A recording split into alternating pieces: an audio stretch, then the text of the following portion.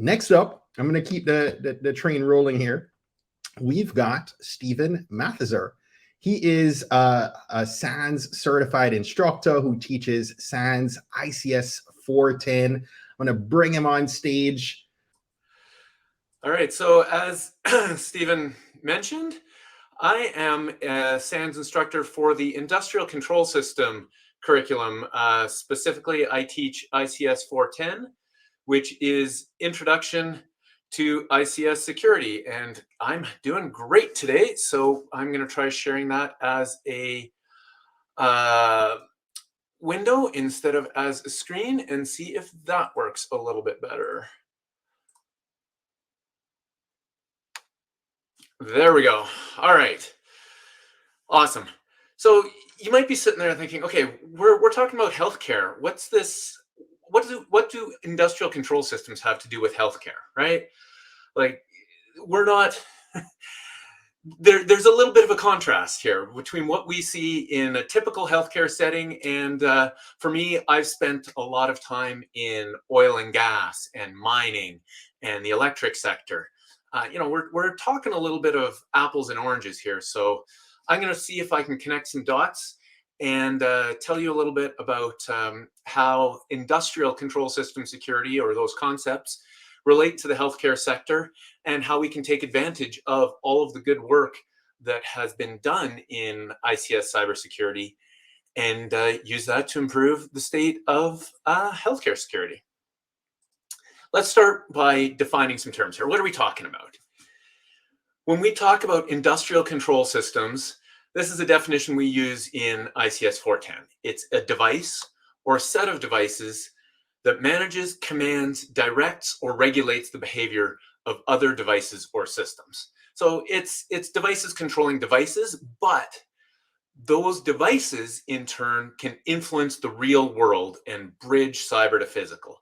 So what's more real world than healthcare, right? Human health, looking after patients, monitoring their health, that is the real world. And if you are in a medical setting these days, there is more and more technology. So we are talking about the same sorts of systems, obviously in a different context, hopefully not looking quite as dirty as those guys on the oil rig were looking, but we are talking still about devices that affect the real world. And I think there's a lot that we can learn from the work that has been put into industrial control system security in other settings. Now, when we talk about ICS, we often talk about critical infrastructure.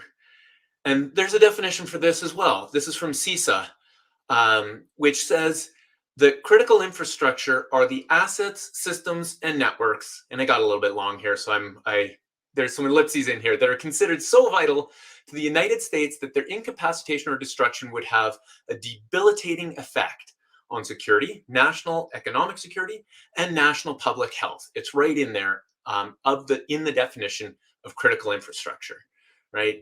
A debilitating effect on national public health.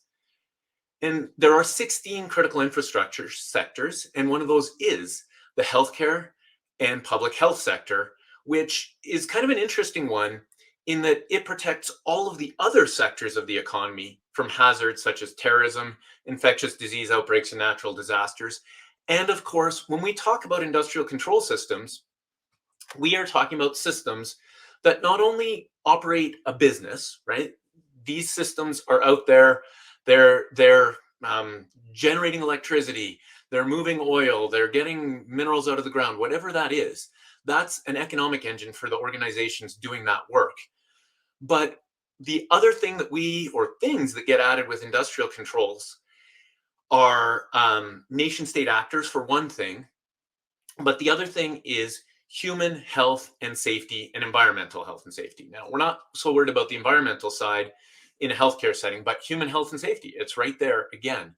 So I think there's a lot that we can draw on or leverage from the industrial control system sectors in healthcare. The one last thing I want to talk about before I go on here is the age-old conundrum. I've talked to lots of folks, they've been working in the field for 20, 30, 40 years. And you know what? Nothing bad has ever happened here. Why are we worried so much about security? I've got money to make the company, right? Some of the companies I've worked for, when we lost network connectivity, I had people yelling at me, it's costing us millions of dollars a minute, millions of dollars a second even. So if nothing bad has happened since I started here 40 years ago, why should I start worrying about it now? And to some extent, although as some of the previous speakers kind of talked about, ransomware is prevalent in healthcare. There are impacts, but again, we have a little bit of that head in the sand syndrome that we've been doing all right for quite a while here. What do we really have to worry about? We have these incidences that are, on an individual basis are relatively rare, but man, the impact can be massive. And again, that is true in every critical infrastructure sector. How do we balance the fact that, it hasn't happened to me since I've been here, since I've been working on this, but if it does happen, I've got a really big problem. And I think that is the biggest challenge, is finding the balance between those two things. So what could go wrong? We've had lots of talk about ransomware, so I don't really need to go into that in too much more detail right now, but certainly we have seen ransomware in healthcare and it has had impact. In 2020, this on the left-hand side here, the 10th year in a row, healthcare had the highest average cost of a breach. So when a breach occurs in healthcare, on average, this was in 2020, it cost $7.13 million. That's a whole lot of money. That's a whole lot of budget that we could be using to prevent and detect these kinds of incidents instead of responding to them.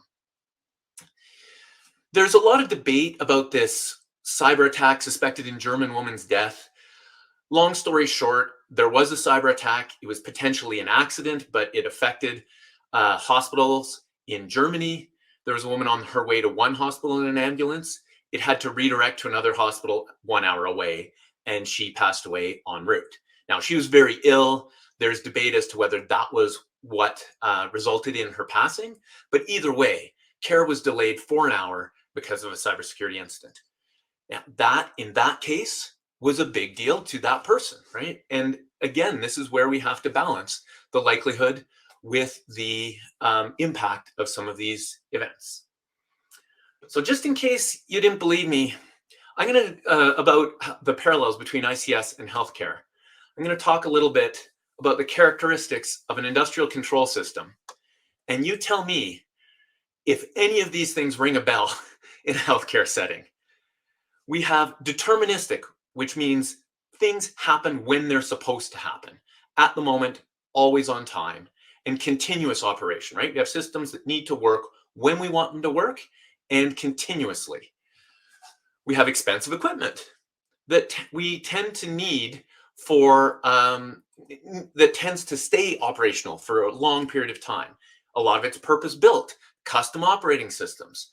We focus on the functionality. That is the priority, right? I mean, we're dealing with people's lives and their health here. We focus on functionality, not so much on security. They don't necessarily have a lot of computing resources in, an infusion pump. There's a lot of them. They're small. We need to keep costs down. They don't have a lot of power. But on the flip side, we have multi-million-dollar equipment. MRI, for example, that is often running something like Windows XP, that MRI system. We have data everywhere in healthcare. I think that is one of the biggest challenges in, I'll talk about this a bit more, but in, for example, an oil and gas setting, you can put walls around your data to some extent, walls around your systems. In healthcare, there is data everywhere. It's shared in so many directions, so many different people, that is a huge challenge. Ease of use. Obviously, we prioritize making equipment that is easy to use. It's shared by multiple, generally unsophisticated from a technology and a cybersecurity perspective, people. We have regulations, but who is really in charge? There are so many stakeholders. We've got operations, we've got finance, we've got security, we've got all these different groups. If we want to change or replace or update a device, we can't just do that on the fly. It's got to be certified, right? We have to use all these things wearing PPE. We rely on vendors and third parties. Patching is hard. these devices need to be safe. They can't cause a problem in and of themselves in sometimes shaky environments. We have data aggregation is what I'll call it. In the ICS world, it's supervisory control and data acquisition, but we have data. We need to collect it. We need to push it back out. We need to share it. We need to act based on that. We have no idea what we have. There's been talk of asset management. There's all kinds of vendor stuff that needs to integrate together. We have a tendency to think in terms of the business, right? Getting oil out of the ground, providing healthcare. Technology helps with that, but that's not core to the business. We're not seen as core to the business, but probably is critical. And in all of these incidents we've talked about, I know there's BCP, business continuity plans. There are plans to operate without technology, but they rely so heavily on people who are so overtaxed as it is. It's not sustainable over time. And we've seen incidents that take weeks or months to recover from. And we've already got a healthcare system under strain. Doing that on top of it is not going to get us very far. But so before I move on to the next one here, all of those, I could make all of those statements about ICS, but I think they all apply in a healthcare setting as well, which also comes with additional challenges. We tend to have less centralized management, right? We have devices that move all over the place and that are managed in and of themselves. They're not as often centrally managed. We have a whole bunch of additional stakeholders in a company making money, drilling for oil or selling electricity or whatever. Sure, they sell to the world, it impacts the world, but you don't have those millions of individual stakeholders as well. As I mentioned, the devices are moving around. We have telehealth. We have much greater integration, whether that's between medical settings, between devices, between different departments, to the patients themselves, and so on. We have structural challenges. We have networks of hospitals, networks of doctors. Who's in charge? And finally, we have regulation. Yay! It's HIPAA. It's important. That protects our data. But is that going to protect the operations of our healthcare environments? That is a big question for me. So what do we do? Here are some of our common exposures before I get to that. We have business to ICS data dependencies. This is true, again, healthcare, ICS. We have the business side. We have the operational side. There's data that needs to go back and forth. We need to share it. We need remote access. We need support from our third parties, from our vendors, people working remotely. We need the internet. There is so much now in the cloud and elsewhere, but not all of that internet is managed or authorized, and that creates a lot of risk, going back to all of the phishing type attacks. We have great big networks that aren't sufficiently segmented, and we don't have visibility. We can't monitor. It's hard to see what's going on in those networks. Those are just some of the risks we have to deal with. So what do we do about this? Well, this is what we do in the industrial control system world. We go really deep on architecture. We try and segment things as much as we possibly can. We put big fences around our industrial control systems with the guard towers and all of that, virtual guard towers, obviously. And we try to say, you know what, let's just keep the bad guys out there. Let's not worry about that. We know we've got all of this vulnerable equipment. Let's just put the fences, the barbed wire, the towers around it, segment it off, put it in separate networks, and then put the bad guys on the other side, right? Is that feasible in a healthcare setting? It's a good question. I would argue it is to a point, although I wasn't convinced of that at first, to be honest. We have the sliding scale of cybersecurity that we talk about in ICS especially. On the left, we have the architecture, which is foundational, relatively straightforward, and relatively valuable. And we move through passive defense, which is things you can buy, install, and kind of walk away from. Not really, but that's the idea. Whereas active defense is where we actually start using those things as people to add security, and we can get to intelligence and offense as well. But we got to start somewhere here. And we start with the biggest bang for the buck, right? We don't have infinite resources. So let's start with architecture, which is foundational, huge value towards security if you can get there, and lowest cost in the long run. Now, you are not going to go and re-architect a hospital network in one day. These are all things that you have to do over time. and work towards a goal. I'm not saying do it in one day, but it is certainly where we have to start, rather than just continuing to kind of add on to what we have today, and just the problem just keeps getting bigger and bigger and bigger. So as a bit of a case study here, we have NIST 1800-8B. I won't go into the details. It is the National Institutes of Standards and Technology, talks about securing wireless fusion pumps. It's a specific challenge in healthcare, but it's one where they've done a lot of detailed work and proposed a solution. And interestingly enough, I mean, there's different logos, different colors, and so on. Their solution is still architecture, network architecture. Get the devices in the right places with the appropriate protections. So again, a lot of the same techniques that we use in an industrial control setting probably do apply in a healthcare setting as well. How am I doing here? Run close to the end. So really quickly, some practical recommendations. Start with architecture, but that's, if you can't monitor your network, you can't protect it. There's nothing you can do if you don't know that something's going on. Remote access, especially with work from home and vendor support, is critical for everything. So let's control that. Let's manage those key vulnerabilities. I'll talk about those in a second, and know what we're going to do when things go wrong. On the vulnerability side, the big point here is we can't fix everything, and not everything needs to be fixed. If you have a device that does anything anyone tells it to do, then a vulnerability in that doesn't matter.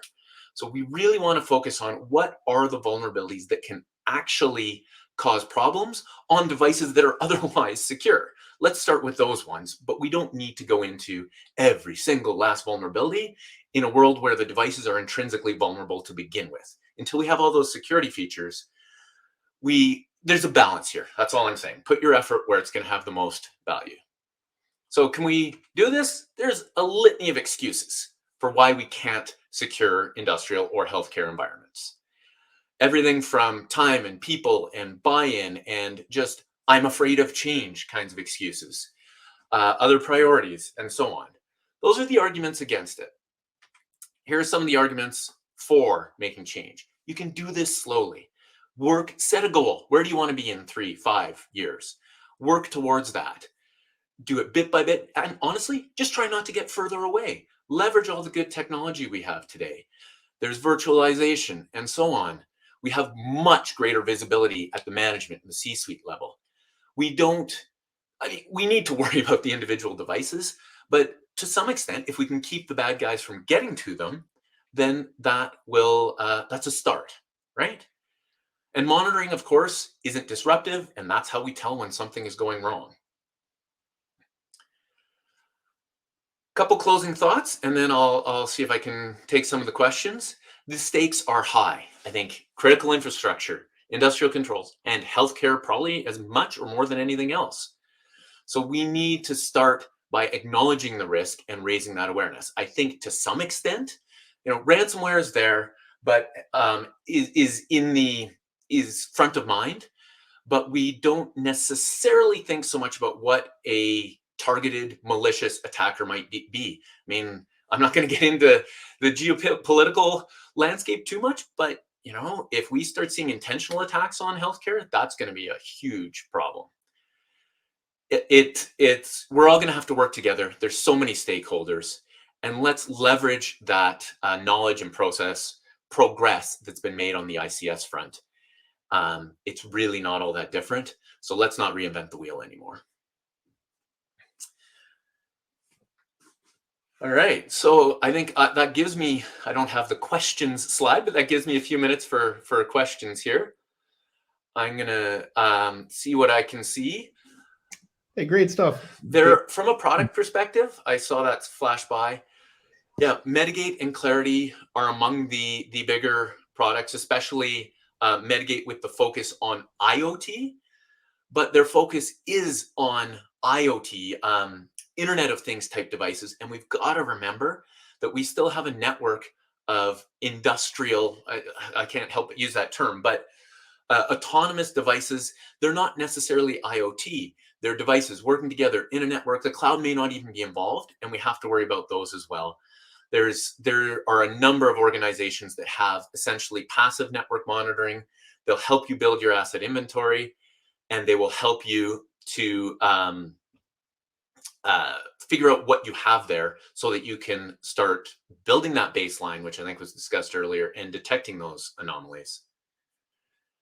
Let me see what else we have in terms of questions. So SIMs. So there was a question in terms of monitoring, what are some of the best tools? So Mitigate has tools. There are passive network monitoring tools like the Clarities, Nozomis, Forescouts of the world.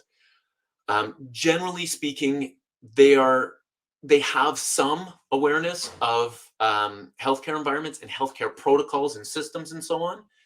The biggest thing is that they are there. They can monitor your network passively, detect the anomalies, and give you an opportunity to get a person engaged and actually dealing with problems before they get too big. Purdue model. Yeah, so in the energy sector and a lot of industrial control environments, we talk about the Purdue model. And in 30 seconds or less, Purdue model to me, it's putting a Post-it note on everything so we can actually talk about architecture. It's labeling all of our devices. Purdue model doesn't have anything, I shouldn't say that, but is not intrinsically about security. It is about nomenclature. Let's assign names to everything so then we can draw those architectural diagrams and segregate and put controls in front of things and so on and so forth. So absolutely, it does apply. That NIST paper that I flashed up on the screen, the infusion pumps protection, that's basically employing the Purdue model or something very similar. We decide these are devices that are critical, devices delivering healthcare. These are devices that manage them. These are devices that use the data. Now that we've put the Post-it note and labeled them all, we can talk about how we want to protect them from each other and from malicious actors. Let's see if there's any other questions here I can grab quickly.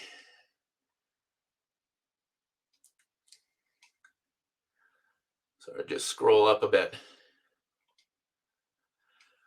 Network scanning. There's a comment on vulnerability management tools or network scanning in whether it's industrial or healthcare environments. It is something to be very, very careful with. Can you do it? Sure. Do you want to just jump right in off the deep end? No. You want to try these things in labs. You want to try these things gradually, low and slow, build up, make sure you know what the impact will be. And there are people who, honestly, I won't argue with, who will say never scan on these networks because even if you don't break something, you're going to get blamed for it anyways. Every anomaly then lands at your feet.